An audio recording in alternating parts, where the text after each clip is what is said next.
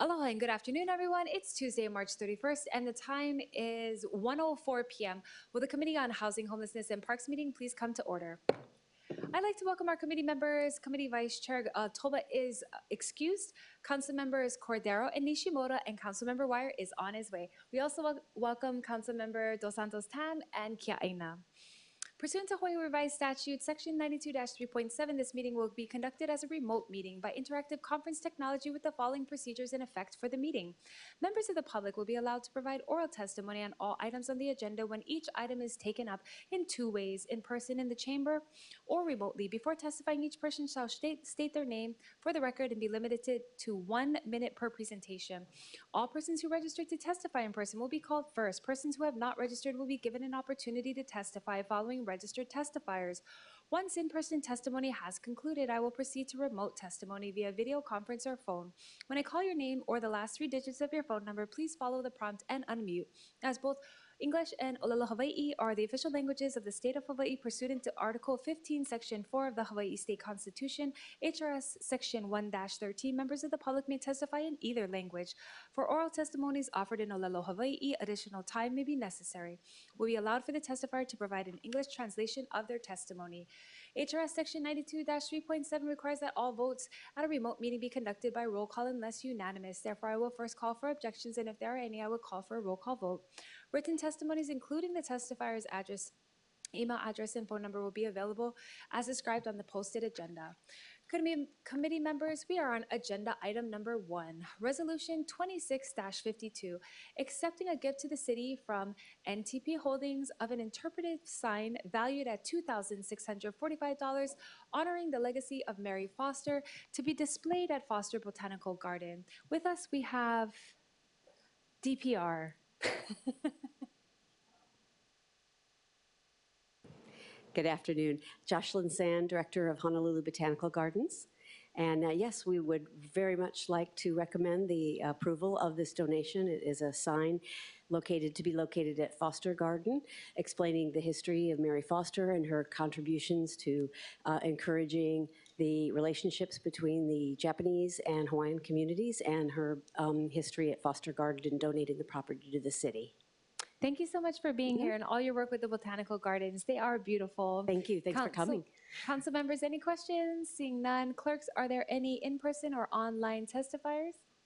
Chair, there are none. Are there any persons in the chamber wishing to testify? Seeing none. Members, we're in discussion. Seeing no discussion, the chair recommends that Resolution 26-52 be reported out for adoption. Any objections, reservation? Seeing none, so ordered. Thank you.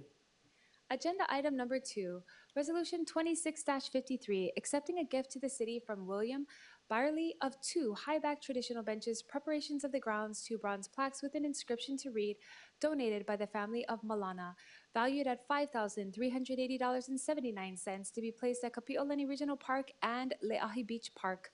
With us, we have Deputy Director Kehau Pu'u. Aloha Committee Chair Tupola and members of the council. DPR just, welcomes, mahalos the donor for these benches, and we would appreciate your support of these gifts. Mahalo. Any questions, council member, for the deputy? Oh, Augie has a question. We see these donation of benches, like specifically, it's just on a green bench with does it have like a plaque saying that it's donated by whoever? Yes. Because, I'm thinking, after I'm done with this city council thing, I might donate a bench. Oh, that's why you're asking. Thank you very much. Yeah. Could you give us maybe a description, Deputy? Yeah, so they are high back benches made out of 100% recycled plastic, but they do have plaques on them. So these will have 2 bronze plaques that will say donated by the family of Malana. Are they the same green ones, though? Or are they wood? I'm not sure. They're the same green ones. Okay. Yeah, cool. Recycled plastic. Okay, Awesome. we'll wait for Augie's donation. Okay, clerks, any testifiers online or in person? Chair, there are none. Are there any persons wishing to testify in the chamber? Seeing none, council members, we are in discussion. Seeing no discussion, the chair recommends that Resolution 26-53 be reported out for adoption. Any objections, reservations? Hearing none, so ordered. We're on agenda item number 3, Resolution 26-64, urging the Department of Parks and Recreation to review and update, as necessary, the security and safety requirements and related documentation for events held at the City and County of Honolulu Parks and Parks facilities. With us, we have Deputy Director Kehau Pu'u. Mahalo, Chair Tupola, and members of the council. Kehau Pu'u, Deputy Director of DPR. So as stated in our written testimony, DPR supports the intent of this resolution. However, we do believe that the department's existing rules and regulations governing park events are sufficient. As acknowledged in the resolution, these rules provide DPR with the flexibility to assess each event and impose appropriate security-related conditions as warranted. Our practice has been to require such conditions, for example, HPD or security for our larger events, surf events, marathons, etc.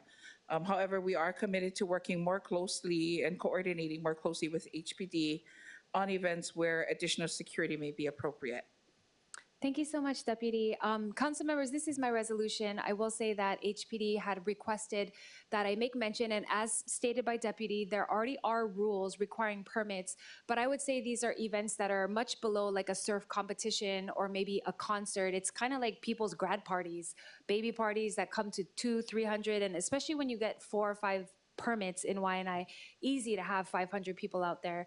And so a lot of times we have our patrol officers having to address things that happen at the park, and of course the care of the park that happens when there's that many people. So I appreciate the department's support, and again, it's a little bit repetitive to say it, but we need to just remind everyone again, our parks are precious. They are for the public, not for just private uses. We want them to last forever, even for our great grandkids. So anything we can do, especially when private events are held, if people can have their own security, make sure that they're taking care. Even if they want, they can take their own trash after.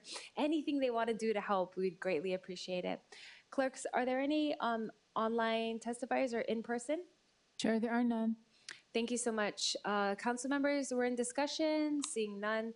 The chair recommends. Oh, go ahead. Yeah. Councilmember Wire. Thank you. Just quick question, kind of along these lines. I was wondering if you could give an update or just talk through some of the gender equity reviews, particularly for like the surf permits and all of that, because that's a question we always get from the community. So I'm just curious if you have any feedback we could be relaying from the department. I'll defer to Director for update.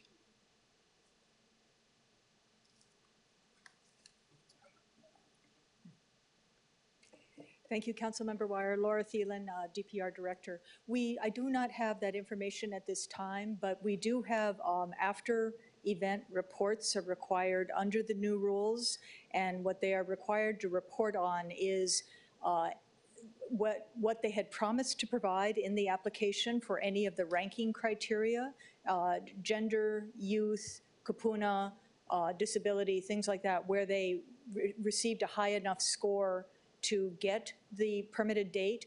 They are required to report back after the event with their heat sheets and other information that they did meet what they had proposed. And the failure to meet that would result in penalty of points for their next round of applications. So we are monitoring that, and we can provide information, but so far everybody has met their proposed levels. Appreciate that. So there is a particular staff member in DPR that's reviewing all the heat sheets for compliance? We have a shorewater specialist in the permits office, and so he handles the applications. He leads the ranking of them. The South Shore is on an annual. The North Shore is on a triennial. But so each year on the South Shore, we're doing annual. So he pulls together the team. He handles any of the requests for adjustments during the calendar period, and works with the department director on that, and then monitors the after-action reports. Okay, appreciate that. I think we do have the heat sheets as well, at least for the more recent events. So maybe just any analysis or feedback or reporting that was conducted by DPR would be helpful, just to kind of allay some of the conversation or concerns about the conversations I think you're already aware of and we've been having, but just mahalo. Thank you so much, Councilmember Wire. And also, welcome to Councilmember Wire and Councilmember Tolba. I didn't get to introduce them at the beginning of the meeting. With that being said, council members, are there any other thoughts or discussion on this resolution? Seeing none, the chair recommends that Resolution 26-24 be reported out for adoption adoption. Any objections or reservations? Hearing none, so ordered. Agenda item number 4, Resolution 26-65, urging the city administration to restore the Mauna Lahi Lahi Cultural Garden located at 84-105 Lahi Lahi Place, Makaha, Oahu, by activating and implementing the Mauna Lahi Lahi Cultural Garden Master Plan. Members, please note that we distributed testimony received from the Department of Parks and Recreation, providing comments on the measure. For your information, it is available online as Departmental Communication 2/20/2026. With us, we have Deputy Director Kehao Pu'u. Mahalo, Chair and members of the council. First, DPR wants to mahalo Council Member Tupola, the residents of Makaha and the broader community, and especially Nakia'i o Mauna Lahi Lahi for their continued hard work in caring for and restoring Mauna Lahi Lahi. We understand they have monthly cleanups and the progress has been incredible. So mahalo nui a oko. As stated in DPR's written testimony, we support the intent of this reso and its goals of restoring and activating Mauna Lahi Lahi. However, given the circumstances of this unique and valued area, specifically the discovery of EV 8 years after the EA and master plan were completed, we recommend a coordinated and collaborative path forward that includes working on a framework to formalize community partnerships as recommended in the resolution, updating cultural and site assessments, and reviewing the archaeological site preservation and development plan that was created back in 2007 to ensure a feasible, culturally appropriate, and shared approach to restoration, activation, and long-term stewardship. That sounds great. Thank you so much. Council members, any questions for Deputy? Nope. Okay, seeing none. Clerks, are there any testifiers online or in person for this measure? Chair, there are none. All right. Are there any persons in the chamber wishing to testify? Seeing none. Council members, we are in discussion. Is there any discussion on this? Thank you so much for you guys' support, and we're looking forward to a very collaborative effort. I will share that I did talk with Uncle John DeSoto because, you know, he's still around. And so he wanted to tell me the whole backstory on the mountain, which was really good. He said, actually, someone almost bought the mountain, and then he encouraged the city when he was a city council member to purchase it so that we could create a cultural garden. But I do think the EA that was done in the 90s, I believe, from there, I don't know if it had enough funding or, you know, support behind it. So I'm just looking forward to us possibly one day adding it to the botanical garden list. I don't know. It would be so awesome for us to like have an actual botanical garden on the west side. The group that works out there, their name is, why am I blanking? Kule. No, Malama Rising. That's what Malama Rising. So yeah, so Kule and then also Adam, they've been out there every month, and many of the other members of their group have been out there. But I think until we get the mountain to be something usable, and actually Kule, who goes every Sunday, her mom and dad were married there. Because back in the day, I guess the city allowed people to have weddings at that spot. So I think if we can start with basic things, like we don't have to have a full master plan, but we need to do something to better secure the area. There are homes across Lahi Lahi that are just tired. Their homes get broken into. They have to have security cameras on their fences because all their bins get stolen. So we want the people in that neighborhood to feel safe, and that is our property. So maybe starting with something as simple as like just a security wall. The wall is too low.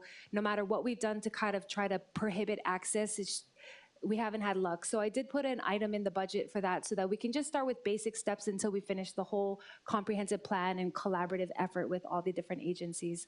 So mahalo nui to Parks. With that being said, the chair recommends that Resolution 26-65 be reported out for adoption. Any objections, reservations? Hearing none, so ordered. Agenda item number 5, relating to parks, amending provisions in the revised ordinances of Honolulu 2021 relating to the use of public parks for farmers markets. With us, we have Director Thielen. Good afternoon, council members. Laura Thielen on behalf of the Department of Parks and Recreation. The Parks Department does support being able to permit farmers markets in city parks. We're respectfully asking for the approach of the bill to be amended. The current bill basically makes farmers markets an exempt from the definition of commercial use. We are asking instead to strike that language and instead replace it with under the section of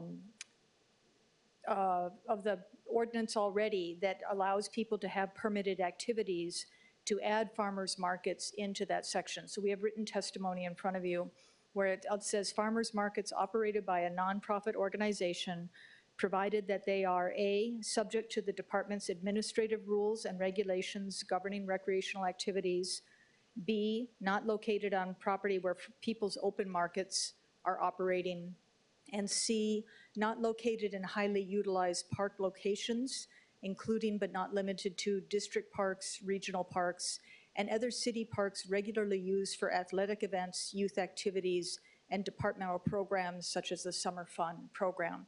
The reason for these three specific requirements is if you put farmers markets in as a permitted use but do not have that language that references our current administrative rules, then there are no rules governing them. And as you heard earlier, we need to tap into those rules to require, for example, off-duty police officers to help with traffic, because farmers markets will often generate a fair amount of traffic in that location. Or things like porta potties, if they're located in areas that don't have facilities in them, and then we rely on our recreational rules to be able to do that.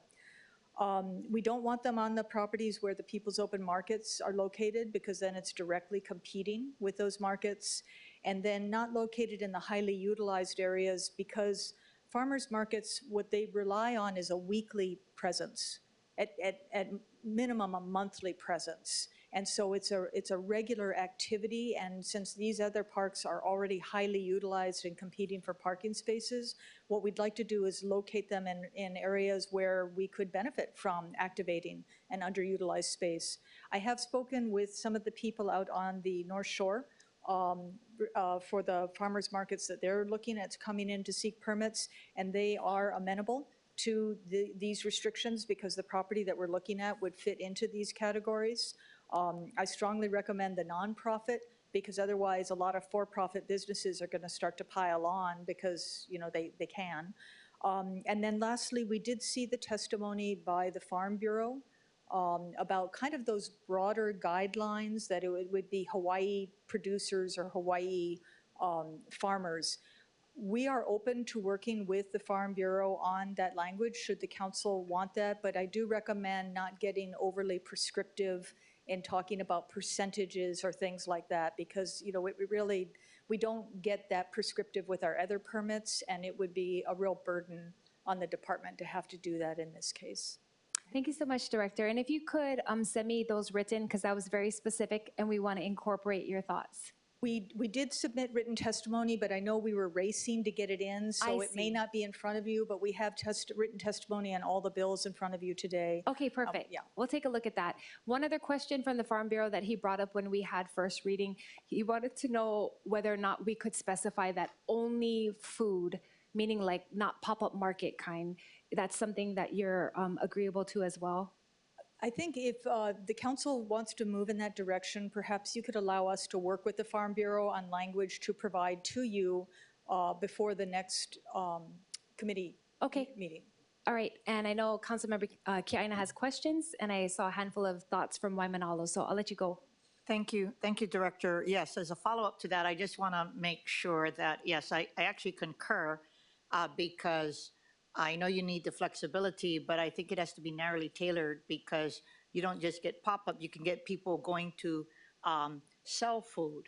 And since I'm just saying that the whole idea is to provide for a farmer's market, then just let's narrowly tailor it to food. And so that's one. The second question I had was had to do with your discretion. So as you know, there's going to be competing needs, yeah? So I just want to make sure that just because someone requests, you guys are not just going to automatically squeeze them in. You are going to make the determination that that is not a suitable park for a farmer's market.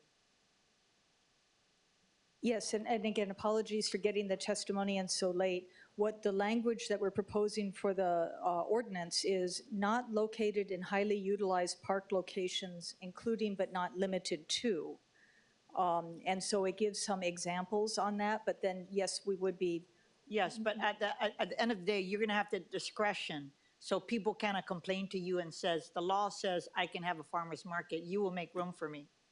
Correct. There is some discretion by the department to determine what would be Yes. an appropriate Okay, and location. because I'm all for farmer's market, but we have competing needs, and I would hate for families to be going to the park and everything, and they're competing because people are going to the farmer's market. There may be certain parks that are suitable for it and parks that are not, but I want to make sure that you guys understand that, because that I would hate for families to be impacted by such a proposal. We agree. Okay. Councilmember Wire. Mahalo, Chair. Just a quick question, Director, two-part. I'm curious if you had heard or talked to HHFDC or Waiholewa Kane Community Association at all, and if not, just flagging. They're looking and evaluating having a farmer's market or trying to, or putting forward a proposal rather for Waihole Beach Park. And so I can put them in contact with your office if they haven't already talked to you about it, but it might be useful to just kind of talk through parameters and restrictions with them. Certainly, and that may be an example where, you know, a beach park, because on the weekends they are so heavily used, and then certain hours during the week they are so heavily used, that may be an area where we need to exercise that discretion on what would be appropriate. It's going to be a little challenging because obviously people who want to sell produce want to go to places where there's a lot of customers. But I think we have to be very sensitive to the fact that most people are coming to the parks for recreational use. And so, you know, there are certain areas like we were just talking about that would benefit from activation. And the market, as long as it can become established and operate on a regular basis, it can get into people's awareness and they can start to go to those places and they can build up, you know, something that's a win-win for everyone. We don't want to put them in competition for limited recreational space. Are you familiar with that particular park, or do you want to look at it first?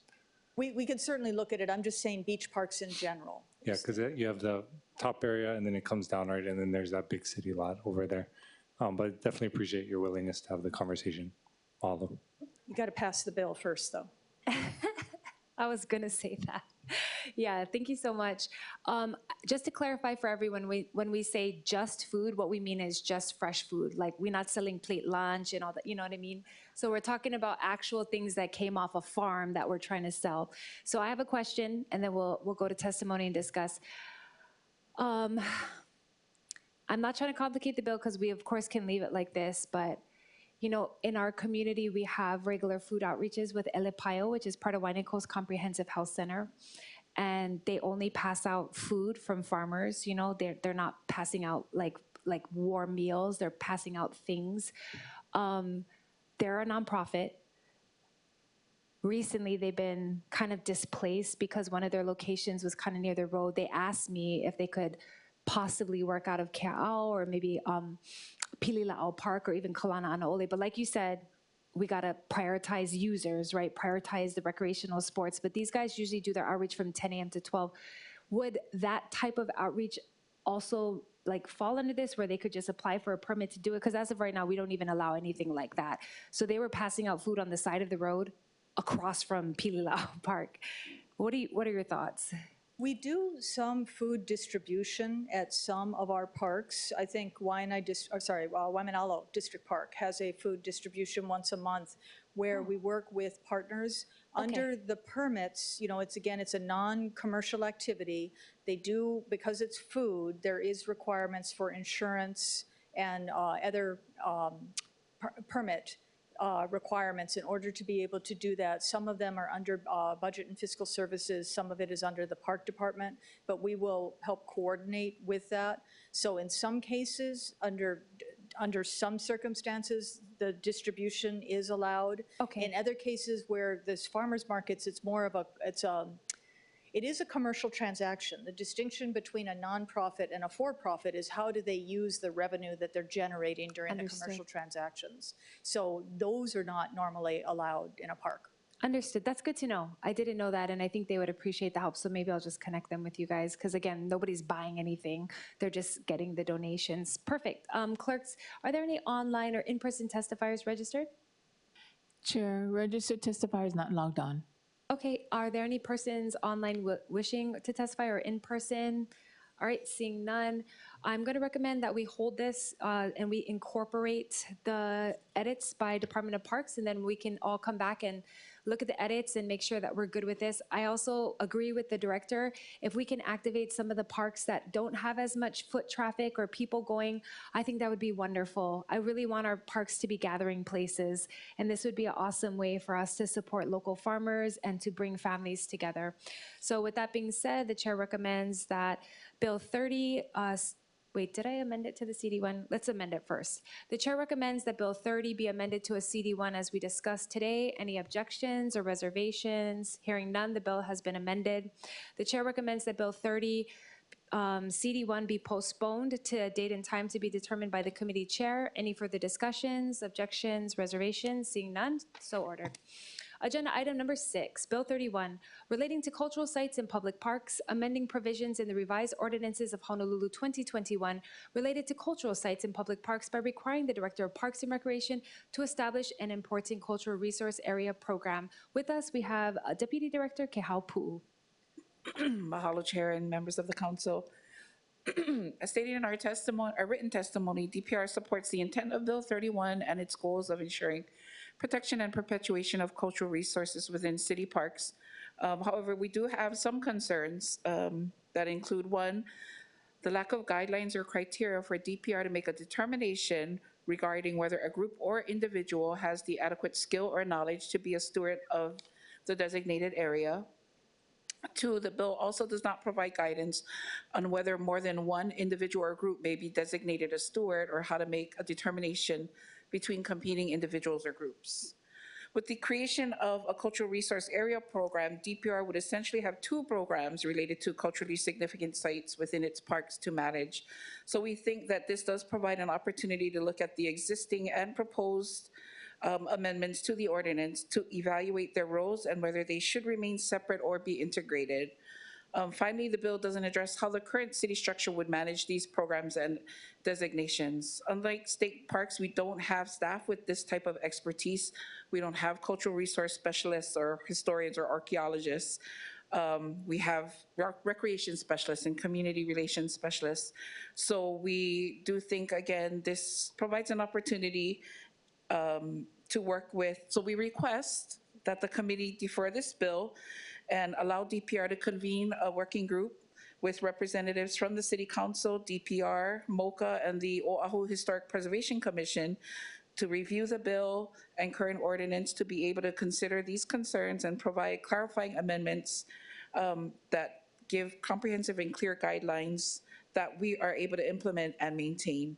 We'd be happy to facilitate this group, and we're thinking it may take maybe a few meetings. Our goal would be to come back with something amended by the end of the fiscal year.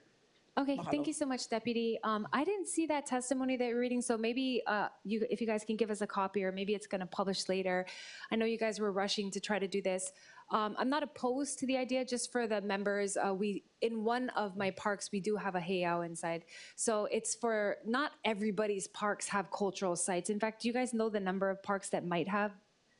I don't, but I know there are a few Just in a your few. district. So Yeah. it's not going to be for everything, guys. It's just some that actually have like these sites that, I mean, yes, DPR does clean rubbish around it, but people are more aware, or are trying to make me more cognizant that there needs to be more protocol handled there and not just clean the trash, you know, make the cats go away, but something more. So I don't think a formal working group, but yes, let's have a few meetings. Let's talk about it. Let's hui together with everyone, because especially if it's only for a few, I think we should have a very clear direction.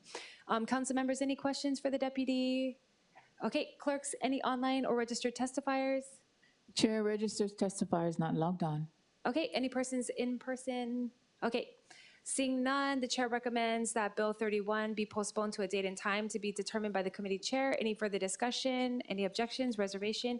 Hearing none, so ordered.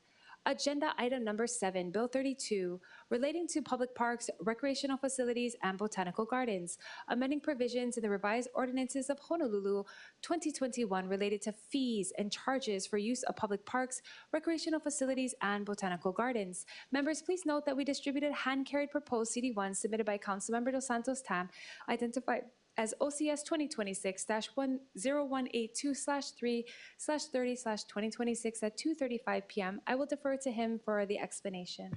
Thank you, Chair. It's very quick. There's two technical changes. The first is correcting the name of the Friends of Honolulu Botanical Gardens in section 9-3.1. And then in 9-3.2, it references private schools that are licensed by the DOE. The DOE gave up that power in 1995 and delegated it to the Hawaii Council of Private Schools and a couple of other similar organizations. So that's a conforming change. Thank you so much. All right, with us we have Director Laura Thielen. Thank you, Laura Thielen, on behalf of the Department of Parks and Recreation. Thank you, council members. The department supports Bill 32 and the companion Bill 33. If I may, because these are fairly large changes, kind of give a big picture first, and then I'll go to our testimony. And apologies again that our testimony is late. We do have written testimony on both bills, but because of the storm response, we were a little distracted and got to it kind of late. You know, there are a lot of very big issues facing the world as well as our island. And I was listening closely to the Budget Committee this morning. You know, we have the cost from the storm coming in with climate change predictions. There are going to be more intense storms in our future. We have the cost of rail coming on for the operations. And the council and the administration, I see you folks struggling to figure out how to take care of places. And I know when you're talking about these big issues, what I'm talking about on the parks may be considered small, but as you folks also know, the little things mean an awful lot to the people that live here. And people want our parks to look good. They want them to be functioning. They want the buildings to be open. And a lot of our parks, as much as we want to blame it on vandalism, a lot of the problems in our parks is just wear and tear. They're old, and there's a lot of people that go to them. We have nearly 1 million residents, and we have about 5 million tourists coming in a year to Oahu. And just think of how much, you know, how your bathroom would look if 50 people went through it every day and used it. How would your front yard look if every weekend there were 500 people playing on it for an hour? There's just a lot of breakage due to age and wear and tear. We need to be able to take care of these places. Right now, the city operates on a reactive basis, but there's a thing, it's not sexy, but it's called asset management. And here's materials that was put out by Open Government about what an asset management system for a park looks like. And what it means is you're going to schedule repairs and replacement in advance of them breaking, as much as you can, provided that you have the revenue. If you have a dedicated revenue stream that you can plan on from year to year, then you can go ahead and set up a master agreement to do certain actions. If you don't have that revenue stream, you don't set up a master agreement, and let's say the money comes in a particular year, you don't get the notice of that until June. The fiscal year starts July 1. It's operating money, it's going to expire next June. It takes us a year to create a new master agreement, to bid it out, to have the vendors all certified, and to have a contract operational under the best circumstances. So what happens is in the system that we have currently that is reactive, we're not being proactive in taking care of these places, and you folks get a tremendous amount of complaints about places not being taken care of. We need to have a schedule for replacing our mowers. We need to have a schedule for replacing our weed whackers. We need to have, you know, training schedules. We need to have replacement for the roofs that we've talked about. We need to have schedules for replacing playgrounds, replacing the resilient rubber surface on playgrounds. We need to also be putting in small improvements in areas that the city hasn't done over the last 20 years because we've had huge demographic shifts on our island. And so there is a real inequity of recreational amenities in the west side where we have put our working population, our general workers have tended to go out there. And when you don't have the recreational amenities, it means you don't have the summer fun programs. You don't have the affordable daycare for your kids. You don't have the youth enrichment. You don't have the activities for your kupuna and your parents to go to keep them engaged and active and mobile. So these are the things that we want to do. We also, in taking a look at fees, are very aware of the fact that our parks are affordable, and we need to keep them affordable, and in most cases, in every case that we can, free for members of the public. But the city can only afford so much for the base budget for parks and recreation. And a fee structure would allow the department to supplement that base with a reliable revenue stream that would be reasonable to support that type of preventative maintenance work. We do have some technical recommendations on amending the bill, and so with that big picture, if I may go into those. We are asking for amendments on the section relating to the botanical gardens, because the way that section is worded, and we have provided in our written testimony specific language for the amendments, but the way the botanical garden is worded is that you would not be able to charge an entry fee, only a parking fee or a fee for renting a portion of the garden or use of the garden. A parking fee may be the best way to capture, say, visitors, like we did at Hanauma Bay, or the state does at some of the parks where they charge parking fees for tourists and not for residents. We do have one botanical garden, though, where if you charge a parking fee at Ho'omaluhia, what people will do is they'll avoid paying the parking fee, and they'll drive the half mile of the road and back, stopping at the side of the road to get out and take pictures, and it would create a nightmare for that garden. So we've provided a change in language that would allow us to do an entry fee for the botanical gardens as well. Otherwise, that language remains the same. And then we are also recommending striking the existing revised ordinances of Honolulu, Chapter 9, which has the entry fees for Foster Botanical Garden, and to allow us to instead make those under administrative rule. And the reason is, for the botanical gardens, we may want to offer the tourist a package. We are not looking at charging fees for residents, but you could have a package where you could have entry to all 5 botanical gardens, for a week while you're here, and that may be more attractive to people than doing it on a garden-by-garden basis. But that would require that section of the revised ordinances of Honolulu to be changed. The last item that I wanted to put in is I did see in an earlier version of the bill an effective date that would be in advance to give the department time to pass administrative rules to replace the fees that are currently in the revised ordinances of Honolulu that are being stricken by this bill. And so we would just ask for the effective date to be put in. I may have missed it. I was just looking for it right now. But we can work with the committee on amendments. I did hear some concerns being raised during the first reading and subsequently about having some guidelines put in to maybe confine what the department would do on fees.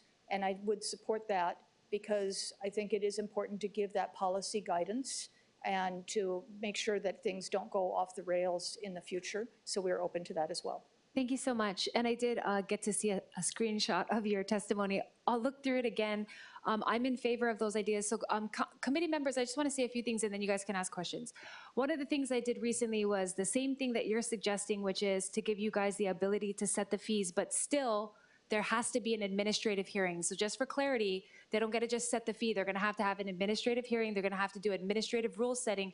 This is what we did for spade and neuter. This is what we did for the taxi cab, so that CSD could have a meeting with the parties that are interested in the fee change, but then we don't have to actually strike out parts of the law and say, now it's to $5, now it's $12, because that becomes hard over time due to inflation. How many parts of the ROH do we really want to touch to change every dollar amount? So the idea here is that every meeting we have, we talk about our parks, they're not taken care of, and this and that. And I do believe, and I've gone to almost all the botanical, I think I'm short one, but I'm going to all the parks as a park chair. I mean, we are providing beautiful things to people for free, and I'm not saying that we charge our residents, but gosh, I think Esther brought up in the meeting, like it's tens of thousands of people going through Ho'omaluhia. So there needs to be a direct correlation to the usage and then the upkeep. But if we can't keep those fees up or keep kind of the costs going, we're just always going to be behind the ball. And that's kind of why we all get railed on what our parks look like. So working with the director, we saw this as a potential step forward towards addressing things proactively. I know I'm repeating your words, but I agree. Okay, council members, questions. Councilmember Kiaina. First of all, I want to say thank you both to the director as well as you, Chair, for your leadership on this issue. The amount of people coming to Ho'omaluhia is in the range of 750,000 people, okay? It's nearly 1 million people, both with vehicles as well as people walking in. So having said that, I've long been a supporter of the department having the authority to charge the appropriate fees. I think for me, as this moves forward, where I just need to ensure that it's adequately addressed, I do have grave concerns over the delegation of authority to the department for setting those fees by rule. Even if they had administrative hearings, it's something that we deal with on a lot of other stuff, so I don't have a problem because it's so important. I mean, you remember when we had the debate on the bus fees?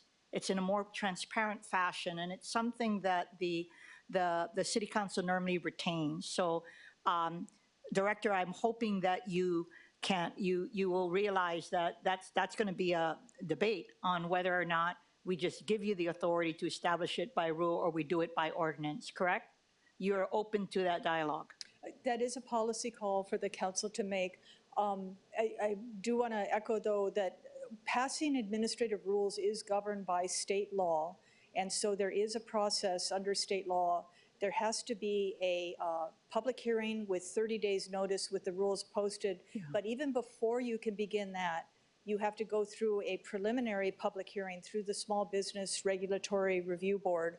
So there are multiple public hearings that would take place. Yes, I understand, but quite frankly, that sounds very bureaucratic to me, and sometimes the public, they don't go through those things. Here, when we have a council, it's not like we impede, we just have a debate, right? A discussion, and since I actually favor this type of authority, the question is just the kind of guardrails we put on it. So I'm just, Chair, I'm hoping that you're going to be open as we move forward. I don't know if you're going to move this out today. Those are the concerns I would have and would like to probably crystallize it in an amendment. And of course, on the Kama'aina exemption, just optics-wise, we need to make clear at the outset that Kama'aina will not be, there'll be no fees for Kama'aina, they'll be exempt. So for the entry to the botanical gardens, our recommendation is that we would treat that similar to Hanauma Bay, that there are no fees for Kama'aina, and it is only for visitors. We do have fees at 2 of our parks for permits, and those are paid by local as well as visitors. And part of that is those fees are much smaller. Yes. You know, but it's saying that, again, that wear and tear creates a problem for the area, so we want to make sure that we can maintain it. Yes, And I'm so- okay with the permit fees, but entrance fees and parking fees is what I'm concerned about. I guess so this council has adopted parking fees for everybody in a couple locations in the downtown area where people would otherwise park there and walk to work, so that the parking fees serve as a deterrent for people using the area for non-park purposes. So there are precedent for that. At Kapiolani Park, there was an ordinance passed for, I'm sorry, the park name is escaping me now.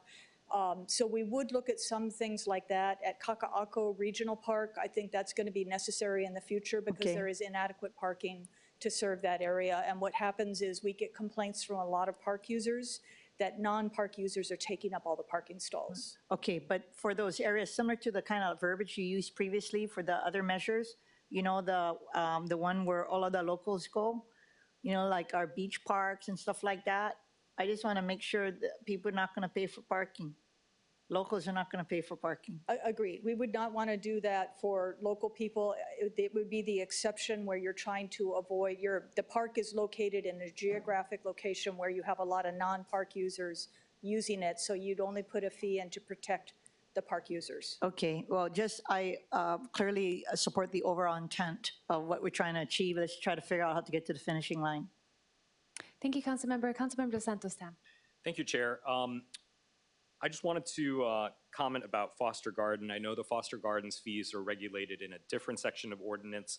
You know, I'm not opposed to providing flexibility, and I actually think your comments today about the package and doing that for tourists makes a lot of sense. And so what I'd like to do is Downtown Chinatown Neighborhood Board meets this Thursday, get some comments, and maybe in a future version, we can talk about whether it makes sense to continue to regulate the Foster Garden fees by ordinance or just do everything under rule. But I want to make sure that that neighborhood board has input as well.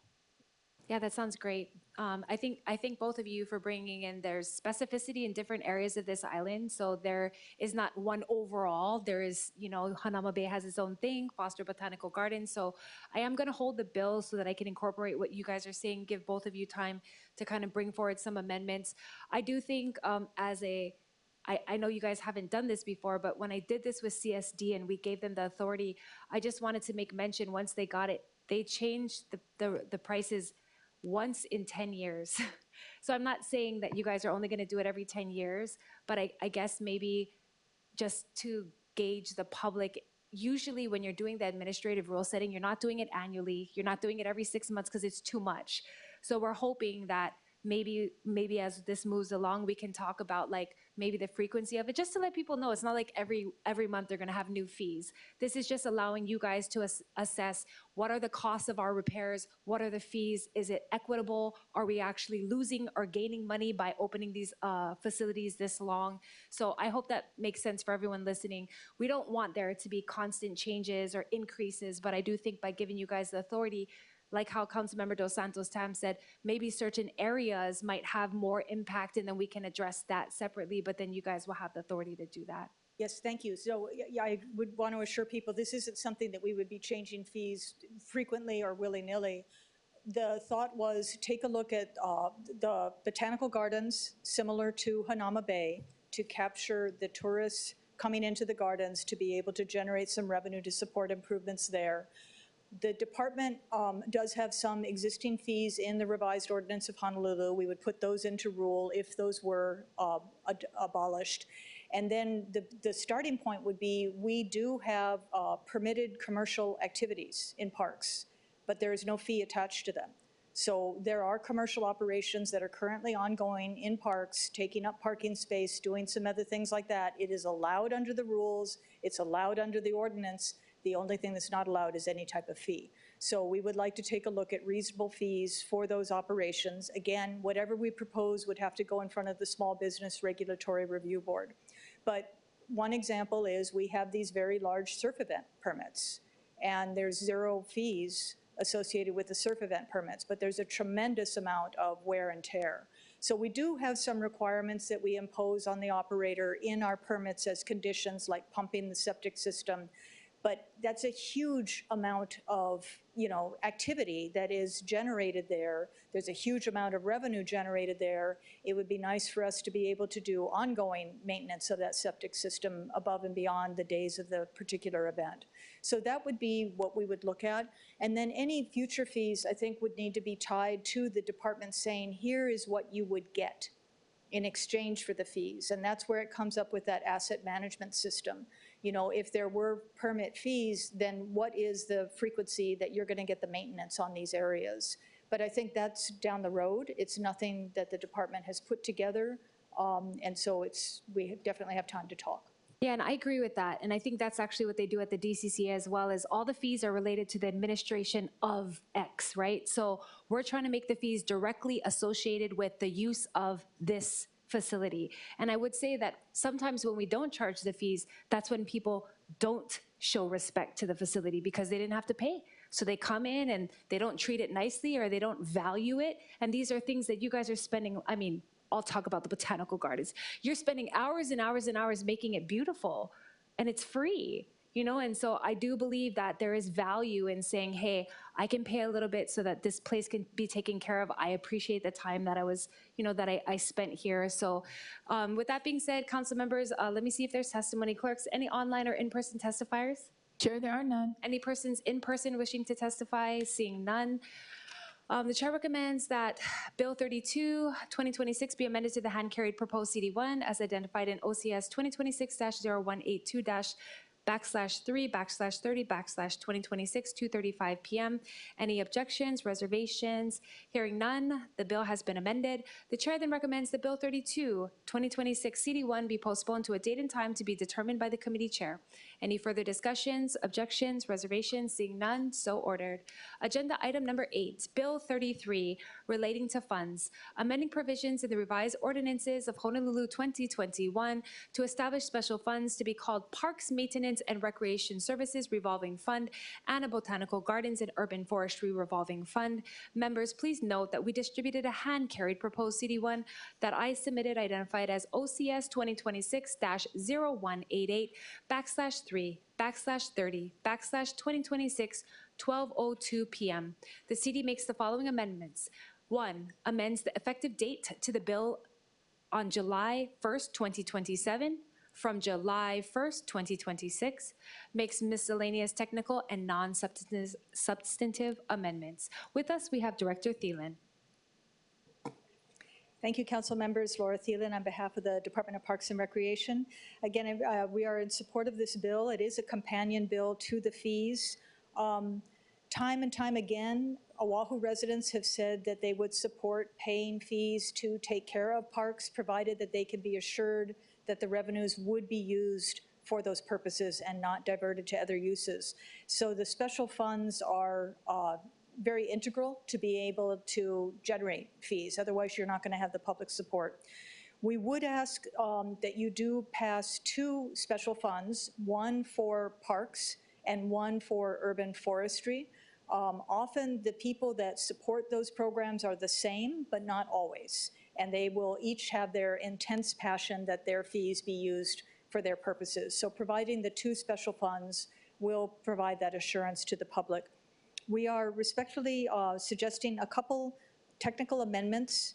And again, apologies, the written testimony did not get into you in time, but you have a section 2 on concessions for the parks properties. There's also concessions allowed in the botanical garden properties, but it says that revenues from the concessions for the park properties would be deposited into the park special funds.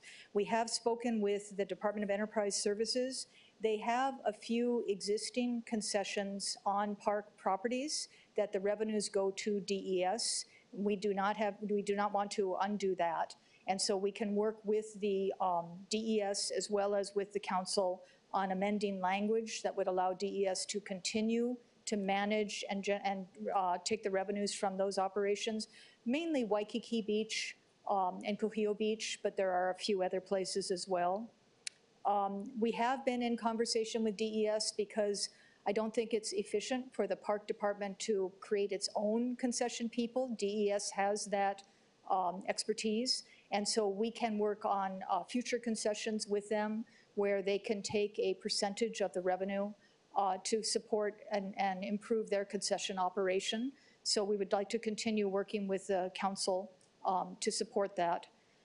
The second area of amendment is the language in sections 2 and section 3 references that grants would be deposited into the 2 special funds.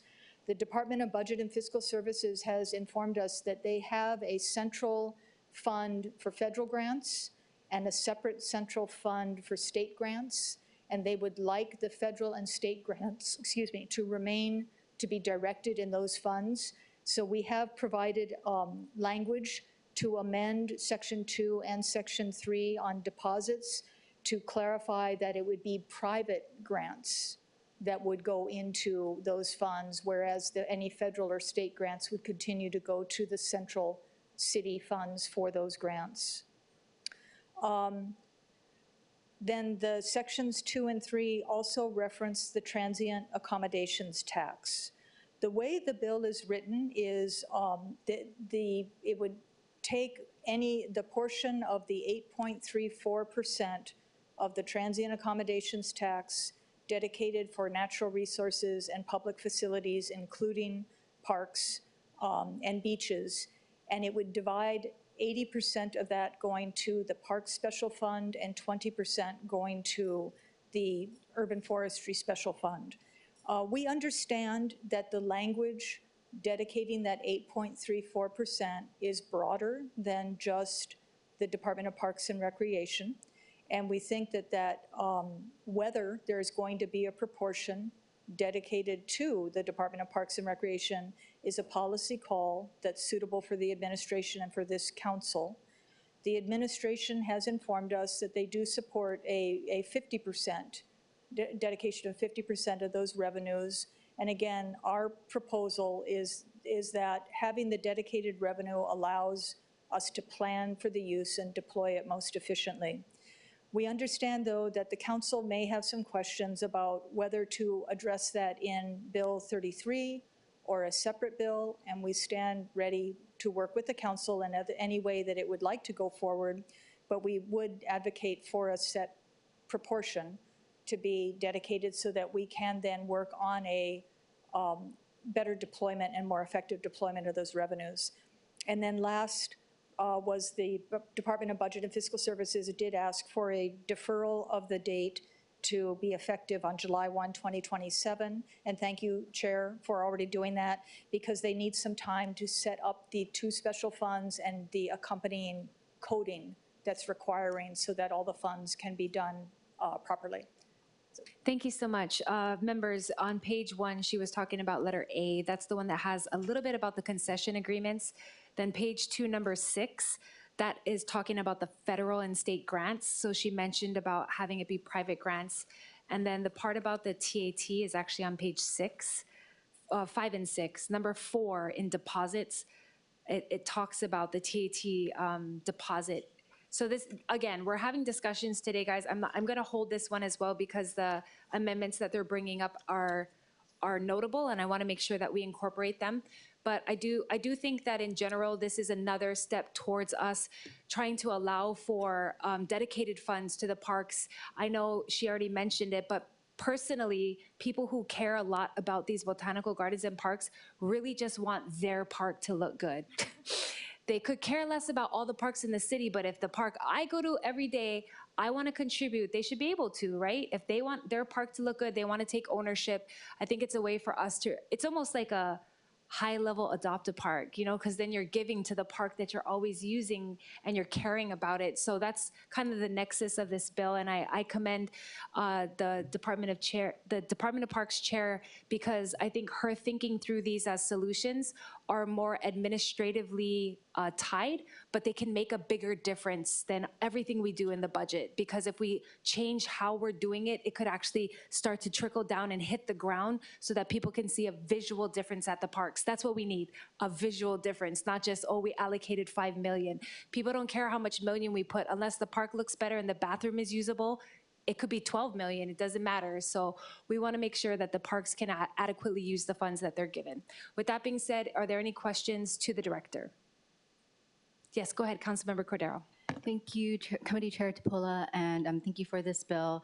I know that I had certain comments in the council meeting, so I was wondering when we do dedicate, whether it be one singular fund or the 2 funds differentiating between Parks, DPR, and then DUF itself, are we looking at DUF's maintenance only at city parks or also for the street trees as well?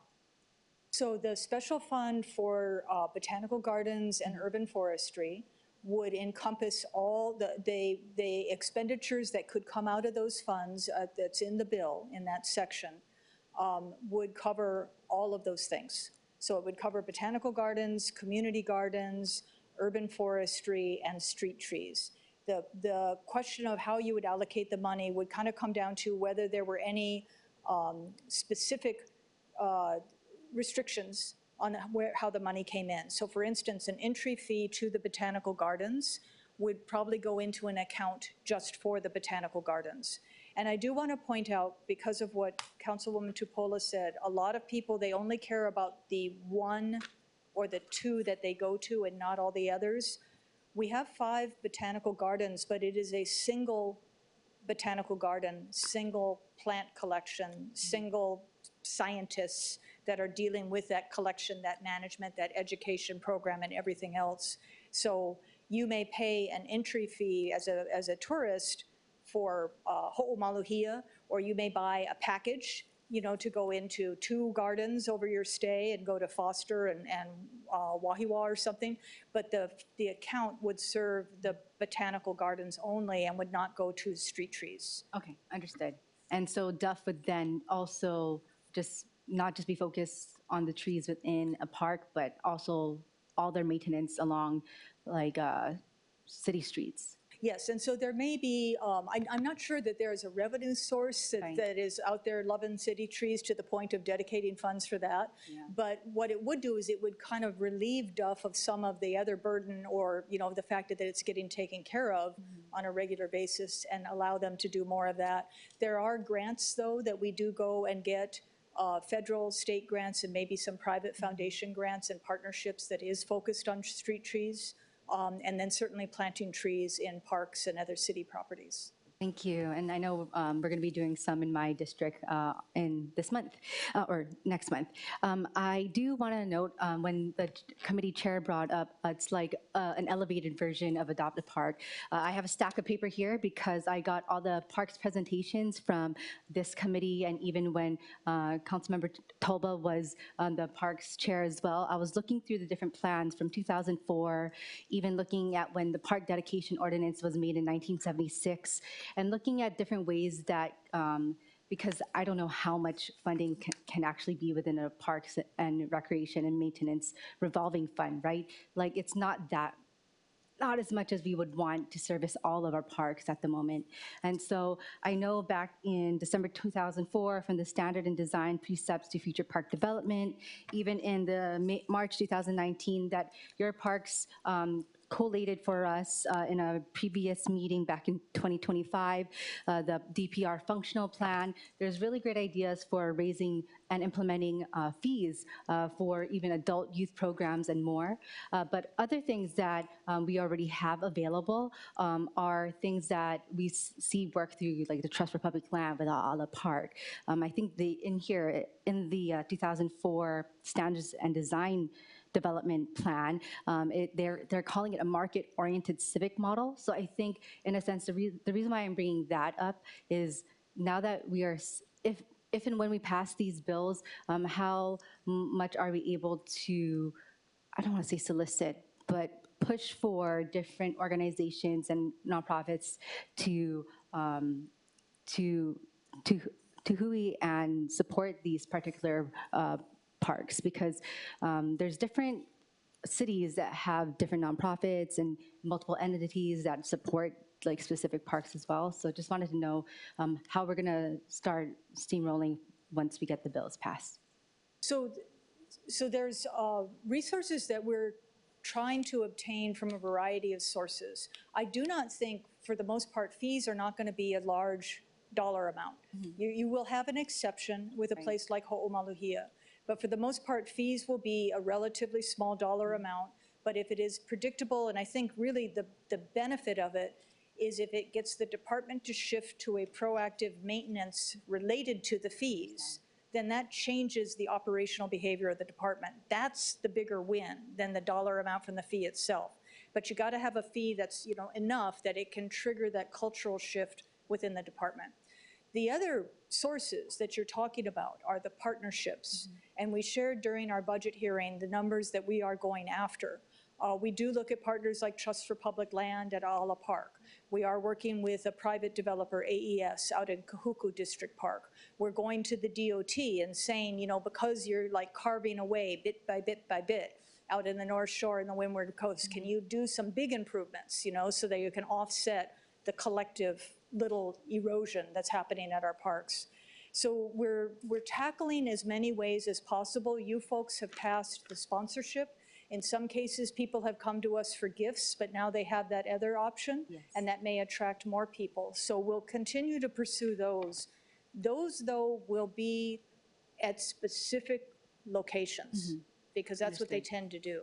So you want the combination of the fee and the cultural shift in the operation for the department that goes everywhere, as well as the specific improvements that go in. Because you folks represent large districts, and you have a lot of parks in your area. You want all of them to be maintained, because each one means something to some of your constituents, if not all of them. Thank you, yes. And I know I mentioned the park dedication ordinance, and I know that the city administration, especially after our discussions as a council, have talked about pushing for tax increment financing at the state legislature, or at least getting a different agreement there, but also how there could be possible value capture mechanisms that was brought up with neighboring properties. So hopefully we can find other types of funding that could then be placed into such a revolving fund other than just the fees. And that's the reason why I wanted to look into that. So thank you, Chair. Thank you so much. Any other questions for Director? Yep, go ahead, Councilmember Dos Santos. Thank you. Director, a few years ago, we repealed the 638 fund, which is the Leisure Services Fund. I don't know if you remember that, but there was previously a fund that kind of worked similarly, and there was no money in it and nobody had ever contributed. So how can we actually incentivize people to participate in a fund like this, so it's not just gonna sit there with no money, and then 40 years from now we're gonna have to repeal it because there's no money in it? You pass fees. We need fees. You know, we don't need huge, outrageous fees. I don't want to change the camping fees, because a lot of our families that cannot afford to go to a hotel or fly to the mainland, the only way they can get out of their homes is to go camping. So I am evangelical about, we've got a lot of people that our parks are the only place for them to go. But if you put a modest fee onto certain activities, because so many of those activities are taking place in the park, collectively, it comes up to be a set revenue amount. Now, we have to go do the homework and start to pencil out what areas does fee make sense and what would be the purpose that we would put it to. But I think we've already started doing some of that work with our field users, because we've had field user meetings. We've pulled together a group of people. We've identified, things that they want. We know, you guys know what the requests are that come on in. We've started to document, how frequently can we mow? We tell people we mow once a week, except in District 2, where we do every other week. We do not mow once a week. And it's once every week and a half. And in District 2, because it's so long, you're talking 3, maybe 4 weeks to get through that traffic. So in order to be able to do that, we're going to have more equipment that doesn't break, so things that we can make sure that we're out there doing on a daily basis. We can't do that on a year-to-year coming with hat in hand, asking the council and the mayor with all of the additional obligations that you folks are facing. So we're just trying to figure out, where we could put in fees that would then have that tie to the preventative maintenance and care of these places, or to enrich a program, for these places. And then the idea is, in the revolving fund, you never build up a balance, that you're expending it on a scheduled, regular basis because you're taking care of the places. We do not want a special fund that has a huge balance. We want a special fund that has a revolving balance that is going out on a regular. That's what you should be looking at. That would be success. Thank you so much. Very well explained, and I do want to reiterate, that's why we put 32 and 33 together. So it's not going to be magically filled because we do it in a budget line item. It's going to be filled with the fees, and then that can get you guys to regularly have maintenance updates. I mean, you guys know, I get pictures all the time of tall grass. Look at this tall grass. People want to know why the lawnmower's not there. Well, we don't have a regular fund for maintenance. So when they come and ask us for money and it's shelter, homeless services, and then cut the grass, we're like, oh, no need to cut the grass. So I think we have to be able to say this money is for maintenance and it's reasonable because these are the people who use the park and that's how we got the funds. So with that being said, clerks, are there any online or in-person testifiers? Chair, there are none. Any persons wishing to testify in the chamber? All right, we're in discussion. Go ahead, Councilmember Kiaina. Thank you. Thank you, Director and Deputy Director, for meeting with me last week, Friday, to explain not just your budget for TAT for this fiscal year, but also what your thoughts were with regard to this bill. Having said that, because I feel that the TAT is, its own animal, I would respectfully ask that it be taken out of this, just with regard to page, if you're moving the CD1, just to move it on page, on the pages 2 and pages 5, you strike the fourth, revenues collected from, but you keep in the verbiage that you have under deposits on page 1 and 5, which says, and transient accommodation tax revenues allocated, because that takes care of it. Because you are authorizing funds relating to the TAT to go in it.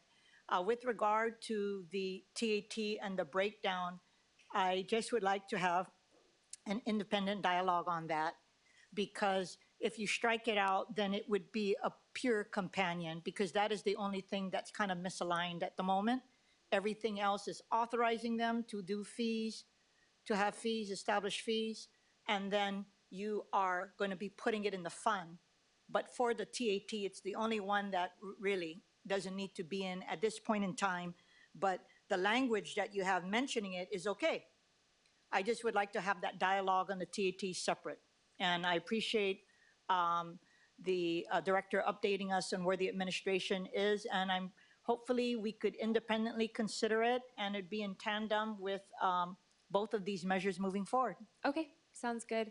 Thank you so much. Definitely going to be postponing this bill, but we are going to take into consideration the edits, what was mentioned by Councilmember Kiaina. So for right now, the CD that I propose is just amending the date. So I'll just amend that, but we're not going to move this.